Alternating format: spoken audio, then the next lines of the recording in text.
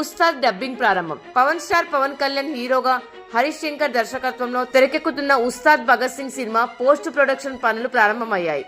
Gabbar Singh super hit తర్వాత పవన్ హరీష్ శంకర్ కాంబోలో వస్తున్న చిత్రం కావడంతో అంచనాలు భారీగా ఉన్నాయి. మైత్రి మూవీ మేకర్స్ పతాకంపై నవీన్ ఎర్ననేని, రవిశంకర్ల యలమంచిలి ఈ చిత్రాన్ని ప్రతిష్టాత్మకంగా నిర్మిస్తున్నారు. దేవిశ్రీ ప్రసాద్ సంగీతం అందిస్తున్నారు. వేసవిలో విడుదల చేసేందుకు సన్నాహాలు జరుగుతున్నాయి. ఈ సినిమా కోసం ఫ్యాన్స్ తో పాటు మూవీ లవర్స్ ఆసక్తిగా ఎదురుచూస్తున్నారు. తాజాగా ఈ సినిమా నుంచి క్రేజీ అప్డేట్ ఇచ్చారు మేకర్స్.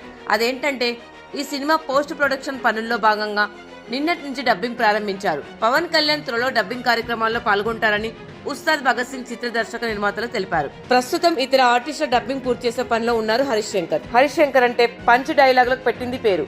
మాస్ మెచ్చే సంభాషణ రాయడంలో ఆయన దిట్ట. అందుకే పవన్ కళ్యాణ్ అభిమానులు ముద్దుగా కర్ల్ కెప్టెన్ అని పిలుస్తున్నారు.